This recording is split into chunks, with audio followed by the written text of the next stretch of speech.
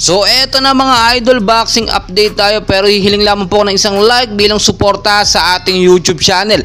So Marlon Tapales, sinasagad na nga po at tila wala ng pahinga sa kanyang mga training at pagpapractice. Ilang linggo na lang din po kasi wala lang 2 buwan ay magsisimula na ang kanilang undisputed fight na pinakahinihintay ni Marlon Tapales na makatapat ka o makaharap itong halimaw ng Japan na si Naoya Inoue.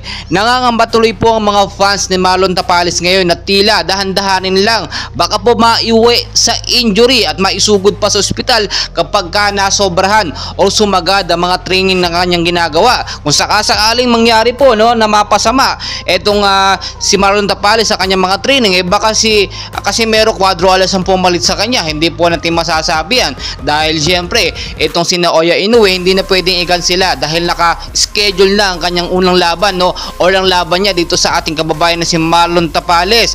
Sa kabalimbalita naman po, itong si Casimero Cuadro Alas as of now ay sagad-sagad din ng mga training dahil nga nang mabalitaan niya nitong si Yukinoru Ogoni ay okay na ang kondisyon. Medyo magaling na yung pagkakatama sa kanyang kilay o sinasabi nilang headbutt ay anytime ay pwede po magkaroon ng schedule ang kanilang big rematch din nitong si Yukinoru Ogoni, which is alam naman natin kating-kati na itong si Casimero Cuadro Alas. Nabitin po siya, round 4 lang po kasi ang nangyari sa laban nila.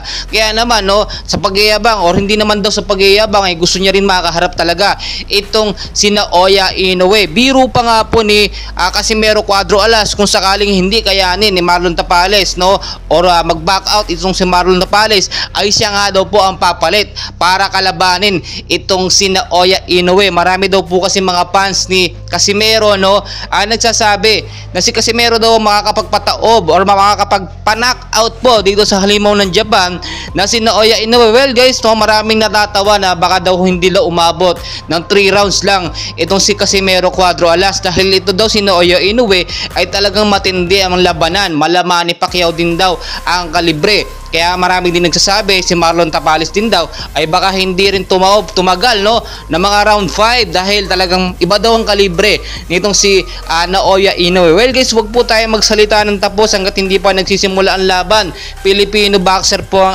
ating pinag-uusapan dito. At dapat suportahan natin ng ating mga kababayan na boksingero at hindi po ang ibang lahi. Well guys, tignan natin. Ngayon kasi talaga sinasagad po ni Marlon Tapales ang kanyang mga training at hindi niya po yan na pinipribado.